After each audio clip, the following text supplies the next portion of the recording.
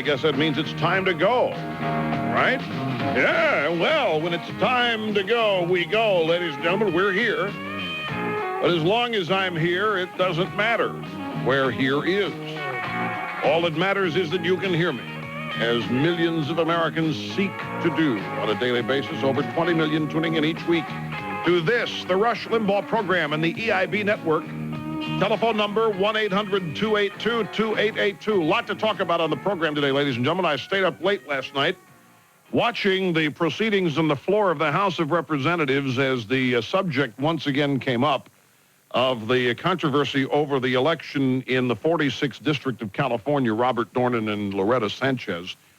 And boy, oh boy, did it get heated last night. And it kind of dovetails with what is happening with the nomination of Bill Land Lee to head the Civil Rights Division of the Justice Department.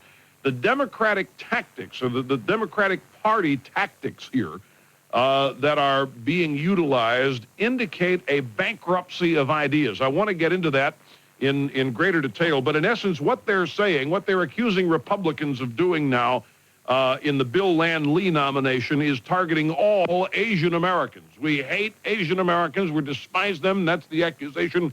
And we are simply trying to protect things for the good old boy network. And the same thing with Loretta Sanchez. The Republicans in the House are simply targeting Latinos and Hispanic Americans. Never mind the fact that the election may have been stolen. Never mind the fact that there may have been fraudulent votes cast. It's amazing to me that the Democrats seek not to be concerned about whether or not there was vote fraud. Anyway, we'll get into that in greater detail because it does indicate a rather morally bankrupt position that the Democratic Party finds itself in. And don't forget, friends, I made this point yesterday, and I think that it is well worth continuing to make the point. All of the election results from yesterday, except for a couple of races, show a massive conservative/Republican sweep, primarily on the issue of taxes. And in Houston, that affirmative action proposal, the one that would ban affirmative action, went down to defeat, 55-45. But on careful inspection, one learns that the people who wrote the thing miswrote it in terms of using language. They actually asked, do you want to eliminate affirmative action? They didn't say, do you want to eliminate race-based preferences? Do you want to eliminate compensatory treatment? Do you want to eliminate preferential treatment? Had the wording of that initiative been different in Houston, who knows? It may have turned out entirely different. Now the mayor of Houston, the outgoing mayor, Bob Lanier, is trying to mend fences with people he insulted by, in essence, accusing people who would vote to get rid of affirmative action as being nothing more than rednecks. If you look at all these election results, the Democrats have one explanation. Well, they got two explanations for it. One explanation is that, we simply were outspent. We just didn't have the money. The Republicans raised far more much money than we can and do, and it just wasn't fair. I mean, we were just outspent. That's why. The other explanation is, hey, Americans are satisfied with the status quo. If the economy is doing well and crime is down, people are going to vote for incumbents. Now, wait a minute. If the economy is down and crime is low and people are going to credit a Democrat president for it, wouldn't it make sense that the voters would want more of it? Well, it's not true. Bill Clinton stands alone as a Democrat vote getter. Other Democrats, such as a loser in Virginia, are proving they don't have what it takes to invoke the needs of our churlin and other such sympathy ploys in order to secure votes for themselves. We will discuss that in greater detail. But the thing to remember about all this is the reason why the Democrats don't have any money. Bill Clinton, in essence, looted the Democratic National Committee for himself in 1995 and 1996. Bill Clinton took all the Democratic National Committee money he could get hold of and spent it on his and Al Gore's re-election. The Democratic National Committee coffers, much like our national morality, have been looted by the president. And the reason that Democrats want campaign finance reform, in addition to hoping to silence the right in the big media, is that they don't have any money. They spent $1998 in 1996, or I should say the president spent their money for 1998 in 1996. They don't have money even for next year. They're $15 million in debt, which is why the president and vice president are out there trying to refill those coffers. They, of course, have made it difficult now for legal Democrat contributors, of which there are a few. We must give credit where credit is due. There are legal Democrat contributors, but they're now antsy. They don't want to be tainted with all this. They don't want to be tainted with the idea that they may be giving illegal money or that they may be in cahoots with people who are laundering money. And then the unions do not have unlimited funds, and the unions are all upset about fast track. What's interesting about that is that the union, and Al Fromm, who heads up the Democratic Leadership Council, has a piece in the Wall Street Journal today, and he's livid. He's upset that House Democratic leaders are going against the Democratic president on the issue of trade. He says these guys in the House are going back to the special interest politics of the 80s. And why are they doing it? They're doing it because they need the union money, my friends. The Democrats in Congress, who get some help from the Democratic National Committee, don't have any money. The unions are their primary source. And if these guys go along with Clinton on fast track or expanding trade, then the unions will get mad at them, and who knows what they'll do with their money. Could go to Perot's group, or who knows. So the Democratic Party here is being split as we head into 1998 and 2000, and it's all over, and it's all about the fact that Clinton looted the money. He took it for himself. And you ask any Democrat behind closed doors if that's not the case, and they'll tell you that it is. So it's shaping up to be fascinating. They're out of issues. They don't have anything affirmatively that they stand on. All they can do is invoke fear. All they can do is invoke crisis. They accuse the Republicans of racism at every turn. They're trying to scare everybody in the country, and people in times of prosperity such as we have now don't want to mess with any of that. And there aren't too many Democrats who are as adept at Clinton as invoking the need to do everything we do for the sake of our children and so forth. For example, the soccer moms may indeed vote in droves for Clinton, but they don't vote in droves for other Democrats, as the election results from yesterday's show. Also, we've got big news here. A self-described investigator who wrote a report with Pierre Salinger that blamed friendly fire for the explosion of TWA Flight 800 has backed away from his claim that a Navy missile downed the plane. I told you people this. I read that internet piece. And there's so much stuff like that on the internet. You can barely believe anything that's out there that shows up in email or on the chat groups. I mean, they're just literally filled with kooks. And so now this guy is owning up. His name is Ian Goddard. He was on CNN yesterday. He said he just wanted to give the government a black eye by any means that looked opportune. TWA 800 was just a vehicle for my larger agenda. Goddard identifies himself as a libertarian and investigator of purported government plots. He said that his TWA efforts were reckless and a mistake. As you know, his theory is that the flight was brought down by a missile. He said, quote, I apologize to all those in the Navy I have wrongfully accused. I also apologize to those who believed in my efforts, who are now upset with me for my change of mind. We all need to put our support behind the families of the victims of 800. Salinger says, well, I still think something happened other, but I'm going to drop my investigation. He's doing his best to save face. What's going to happen now is that the kooks are going to think this is all just the next stage of the conspiracy. They're going to think this guy has been gotten to, and that this is further proof of the conspiracy. Oh, this guy's saying it. He was just making it all up. They've gotten to him. Somebody got to him. They've either paid him off. They've threatened his family. You know how the government works. Somebody got to him. They've shut him up. This is not true. He doesn't believe this. He's just saying this to save his skin. He's selling us out. And the kooks are going to further believe that there is a big conspiracy because of this guy's admission. Bob Barr, as we noted yesterday, did call a news conference to announce the introduction of the resolution to impeach the President of the United States. And he said he had 17 co-sponsors, conservative Republicans in the House. However, one of them has taken his name off the list, so it's down to 16. Sonny Bono removed his name. Quote, Bono, or Bono's spokesman, Bono thinks it's a case of putting the cart before the horse, that it's a little premature to go into that at this time. Barr said that he's discussed the resolution with Gingrich and claimed to have Gingrich's support, but the speaker, who was asked later about Barr's comment, said only that he supports Barr's right to introduce the resolution. Gingrich's quote, I'm not going to co-sponsor it, but he's raising serious questions. I think he's a serious man. Two of the co-sponsors, Mark Souter from Indiana, Jack Metcalf of Washington, appeared at the news conference with Barr, where Clinton was accused of a systematic abuse of office. It was a 4-page statement.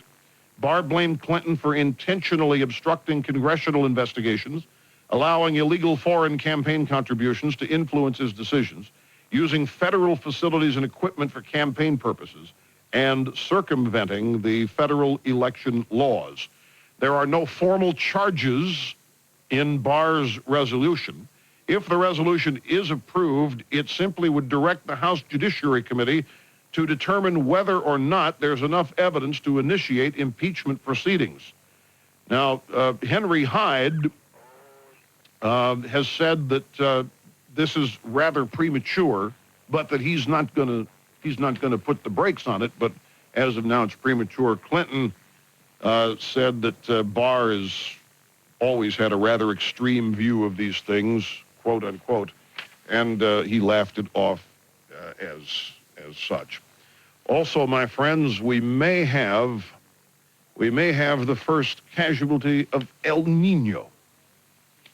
It seems that there was, in March, a tornado in Arkansas.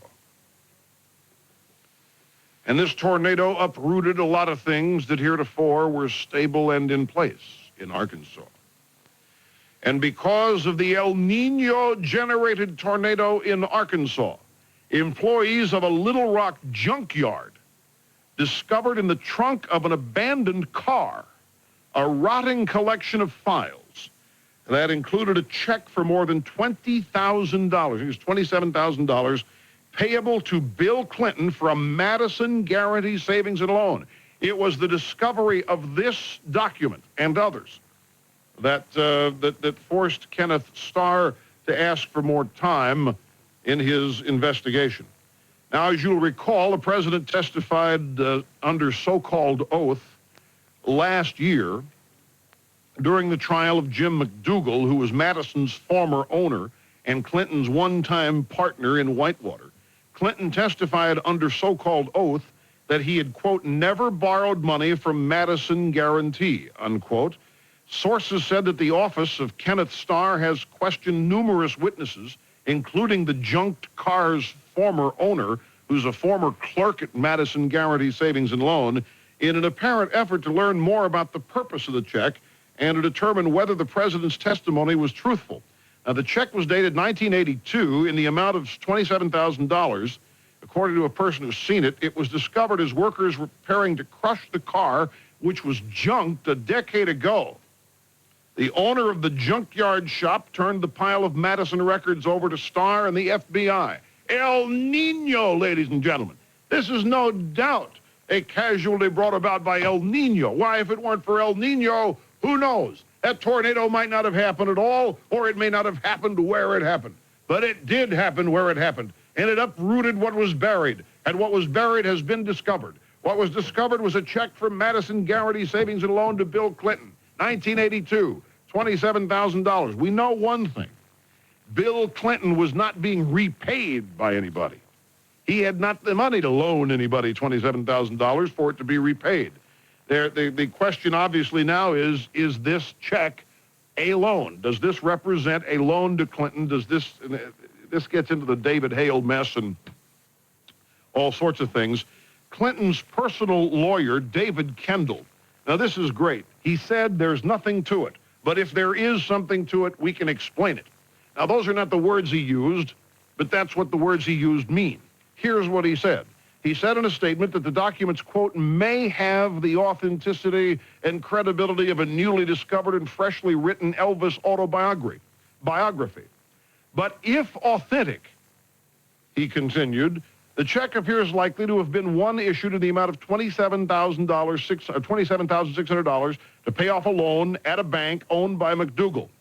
A $30,000 loan that he said McDougal took out in August '81 to provide capital at the Whitewater real estate venture, blah, blah, blah.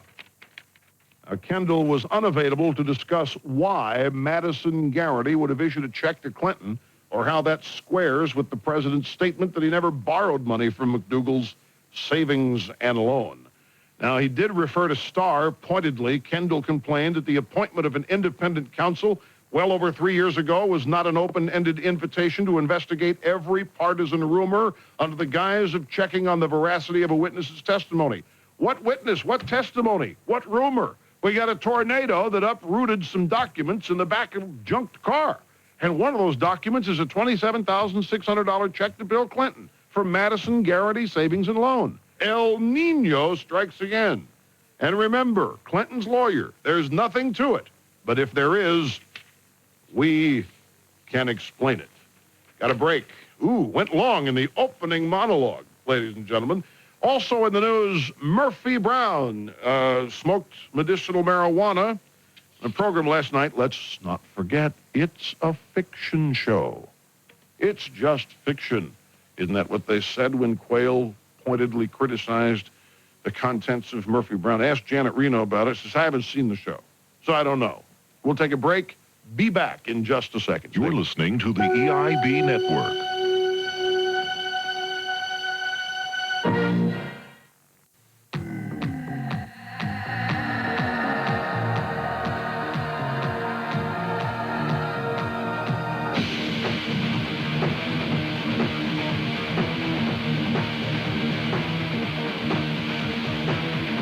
We are back, Rush Limbaugh and the Excellence in Broadcasting Network. Time to hear a little Whitewater Blues. Bring it back from the archives, my friends. A check in the back of a junked car. I took the nation by a landslide, and we were rolling along. Love El Nino. But now I'm flat on my backside, wondering where I went wrong.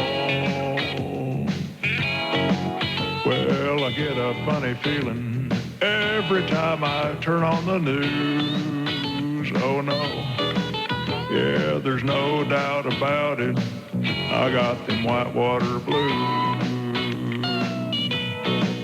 I got them Whitewater Blues. The press won't leave it alone.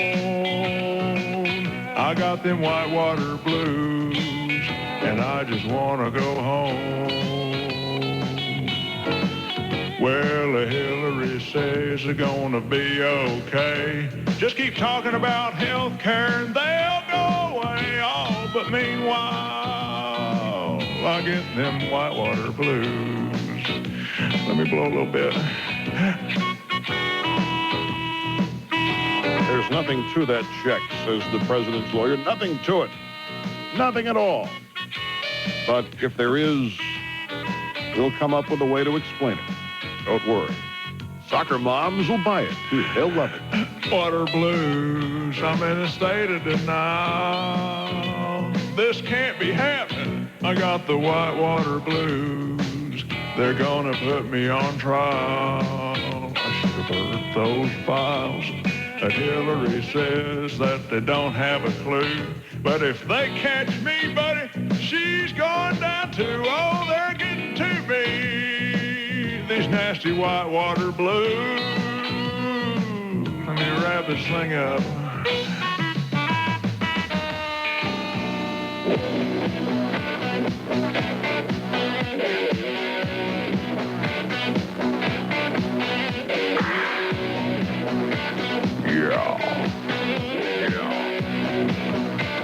On the cutting edge of societal evolution, Rush Limbaugh, the Excellence in Broadcasting Network, also known affectionately as the all-knowing, all-caring, all-feeling, all-sensitive Maha Rushy. Get this. This story out of West Virginia, Belle, West Virginia, Belle. A West Virginia junior high school student has been suspended for 3 days for giving a fellow student a cough drop. The school says it has a zero-tolerance drug policy. The boy's mother calls the suspension asinine. The principal of DuPont Junior High near Charleston says the tablet Colin Dunlap handed out did not look like a cough drop, says it was a dirty white pill with granules on it. The principal says the anti-drug policy is designed to protect students from harmful narcotics. Cough drops, 3-day suspension. America.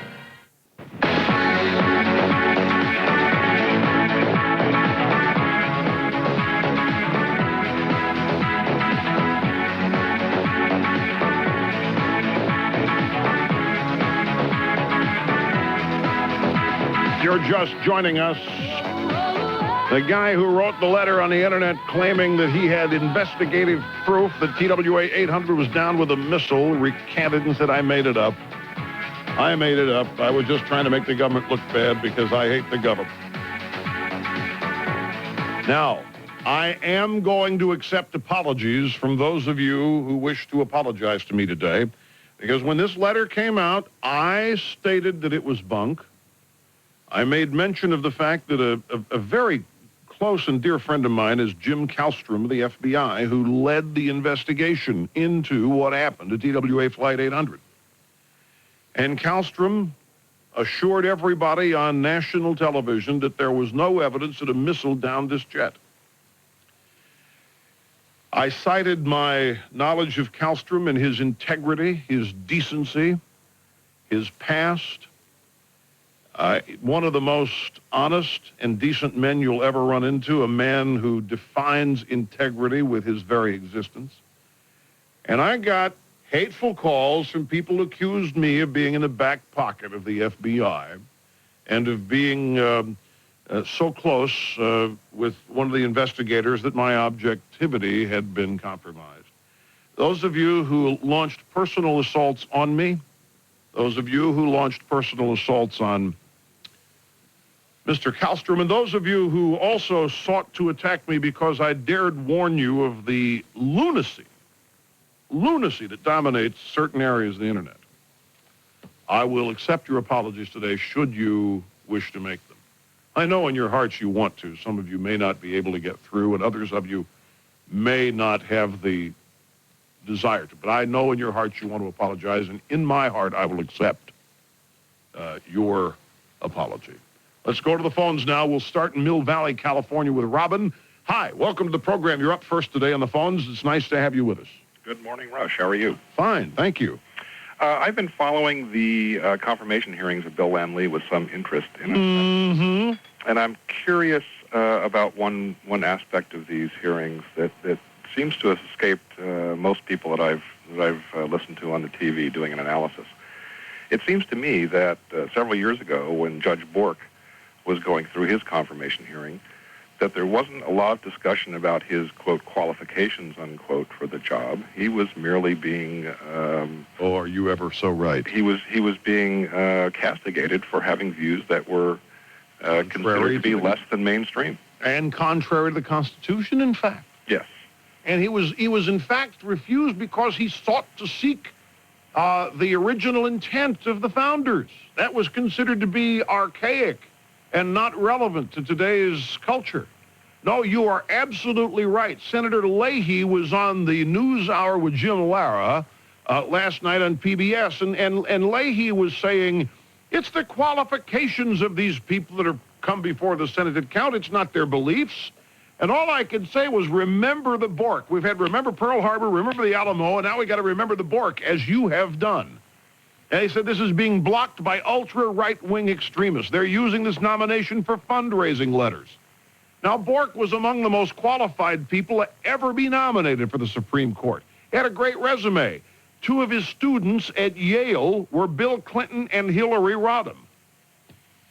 I think these guys used Bork for fundraising letters. What's really shameful here is that they have then said and gone further by attacking the Republicans who oppose Lee by accusing them of being racists.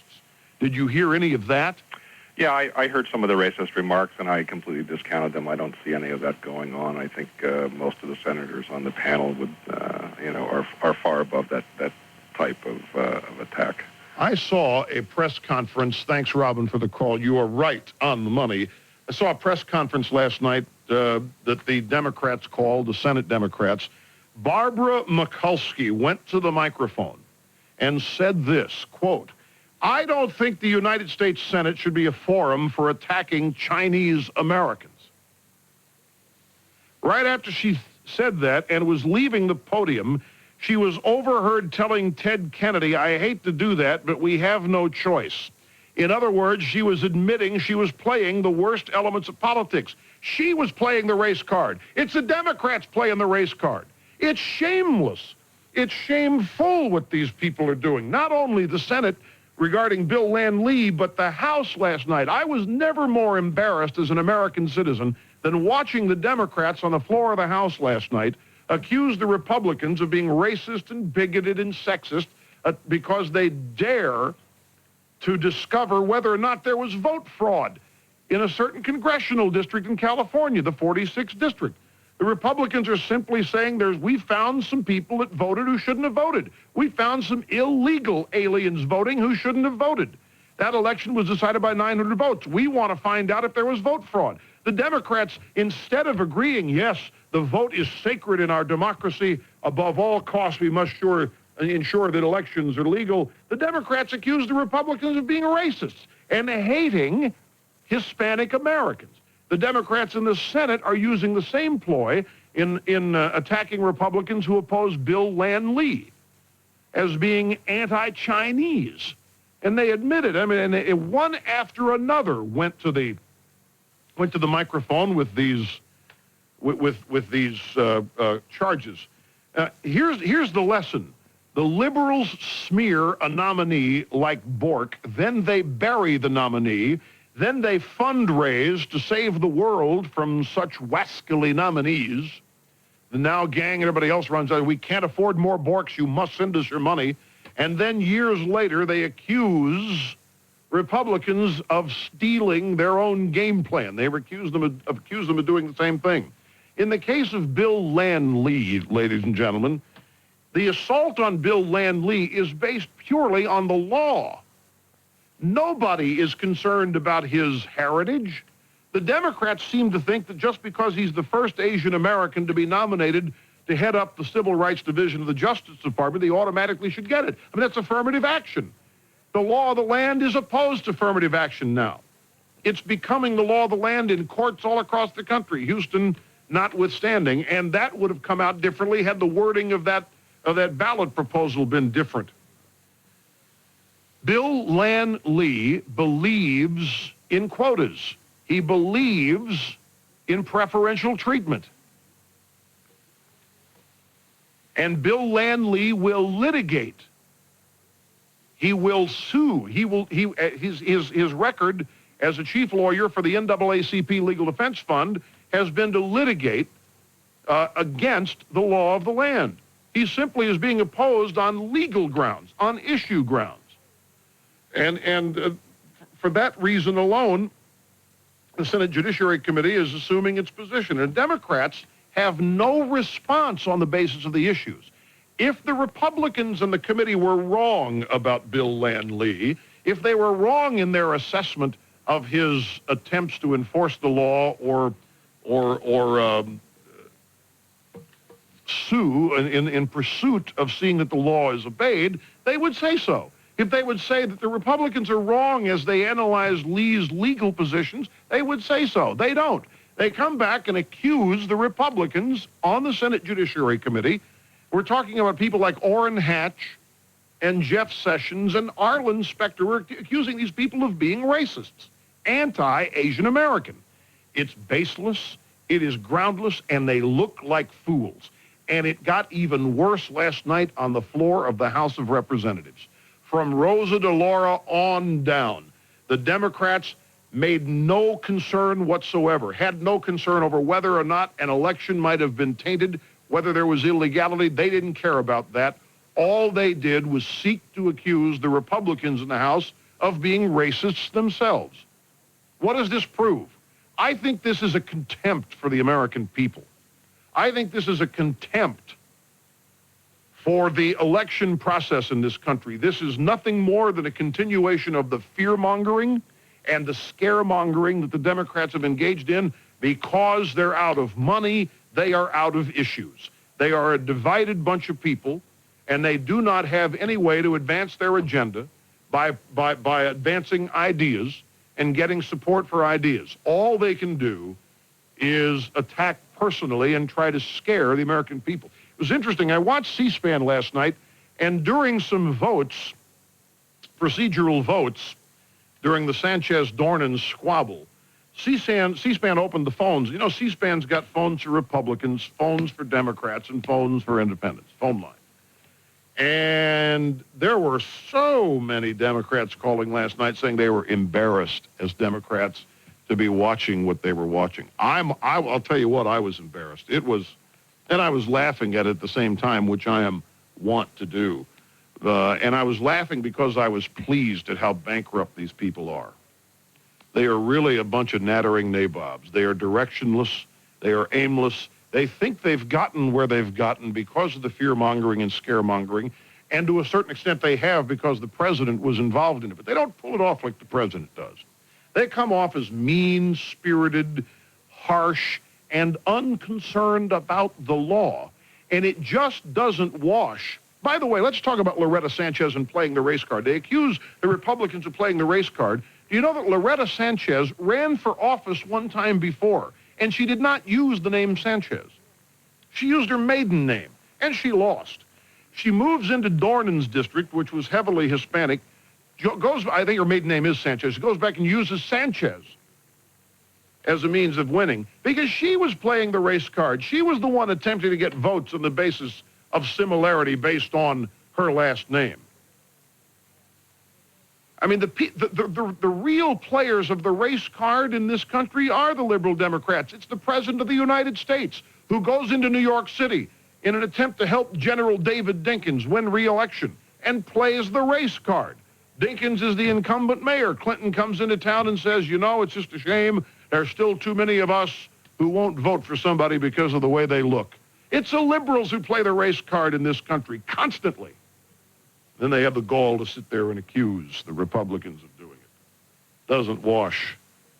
American people see it and are repulsed by it. Look at the election returns from Tuesday and you'll see what I mean. We'll be back with more broadcast excellence and brilliance in a moment. You're listening to the EIB Network.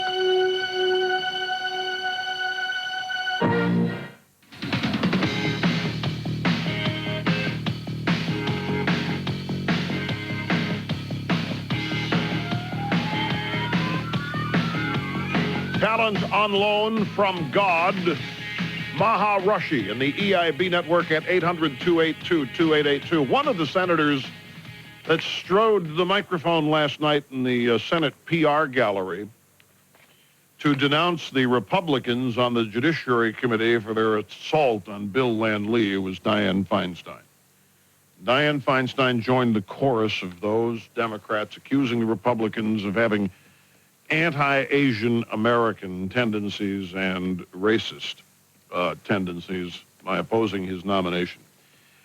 Now, let's talk about Dianne Feinstein for a moment. Here's a senator who never met a communist Chinese dictator that she and her husband didn't like. Remember, it was pointed out in newspapers all last week during the visit by Jiang Zemin that Dianne Feinstein is the person in Washington closest to the Chinese. The person in Washington's got a lot of people, got a lot of persons. Dianne Feinstein said to be the closest. And I remember I mentioned this to you, Mr. Snerdley, and you said, why? And I said, because her husband has countless investments over there, a guy named Richard Blum. So here's a senator who never met a communist Chinese dictator she and her husband didn't like. She refuses, therefore, to forcibly condemn civil rights and human rights violations in China. And there she was last night claiming that her Republican colleagues have some kind of anti-Asian animus because they oppose Bill Land-Lee's radical preference-based civil rights views. I mean, there's a lot of hypocrisy there. She won't condemn the communist Chinese for what they do, but basically accuses the Republicans on the Senate Judiciary Committee of being worse. I don't think his race has anything to do with it, Mr. Snerdley.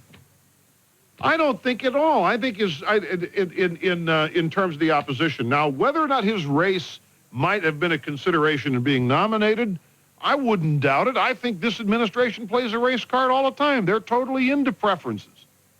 I think that this is part of what Clinton wants. I think Clinton likes the idea. He nominates somebody that he knows is going to be opposed because of their stand on the law.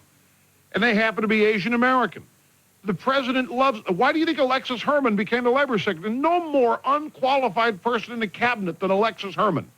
And you'll recall the Republicans refused... She was so in deep and in bed with Ron Brown. I mean, any investigation into her at the Senate level would have turned up all sorts of documentation, information sufficient enough to disqualify her to be labor secretary. Republicans wanted no part of it. She's a woman. She's an African-American woman. They didn't want to be seen as opposing her. She sails through. Sure, this administration takes those kinds of things into account. And I'm not at all unconvinced that the president didn't have the same modus operandi here. He loves having the Republicans appear to be attacking an Asian American. And Mikulski saying Asian Americans around the world are noticing this shabby treatment. Patrick Leahy said, in fact, this is what Leahy said. Patrick Leahy said, Asian Americans will not soon forget the shabby treatment of Bill Lee at the hands of the Republican leadership. Ted Kennedy said, this is the vote on civil rights. The question is whether the party of Lincoln will cast its vote against civil rights. Now, according to Kennedy, the Civil War was fought to defend racial preferences because that's what Bill Lee believes in. Bill Lee believes in racial preferences. In fact, the Civil War was fought for just the opposite reason. Abe Lincoln's turning over in his grave if he hears what Ted Kennedy is saying. These guys, they're bankrupt. They are out of it. Now, get this. I have come across some exit poll data from Virginia, my good friends, about the gender gap. Get this. If you had known the recent history of Virginia Democrats winning women votes, and you know that 55% of all Virginia voters on Tuesday were women, 55%, get this, 55% of all voters in Virginia were women on Tuesday. The exit poll shows the reasons why Gilmore carried both men and women. Most voters considered taxes the top issue, and they chose no car tax Gilmore. Women did by 83 to 16%. Gender gap? If so, it can be overcome by a principled stand and consistent principled stand on the issues that matter to people. Quick break, back with more. Got another phone call or two here. We can maybe sneak in before the hour expires. Don't go away, folks. You're listening to the EIB Network.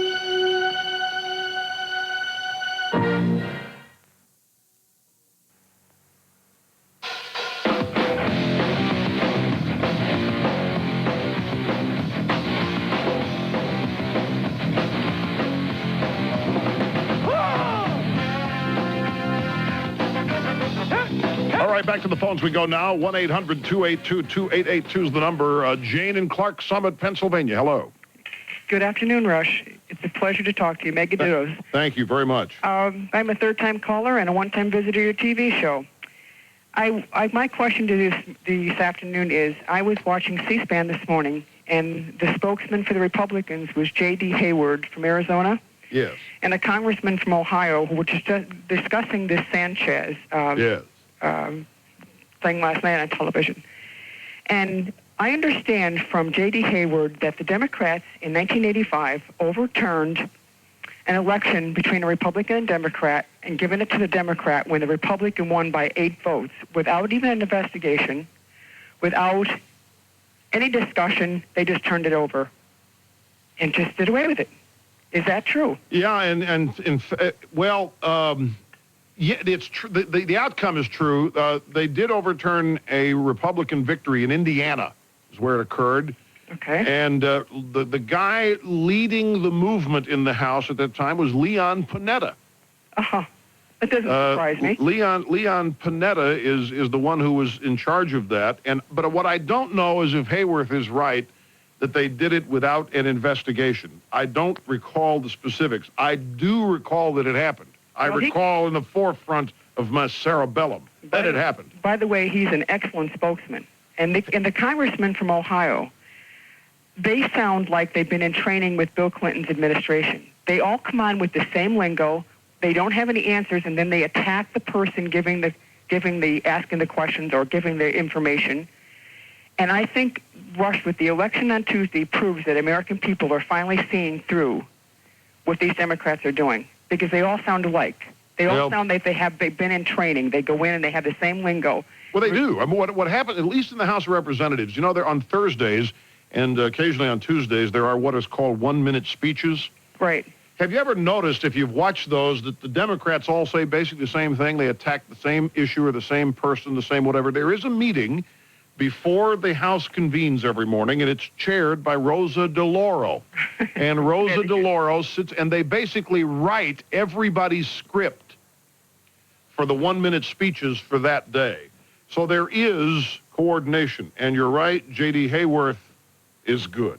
There's no question about it. We've got a break. We'll be back with more. Ross Perot on the agenda coming up. Back in a moment.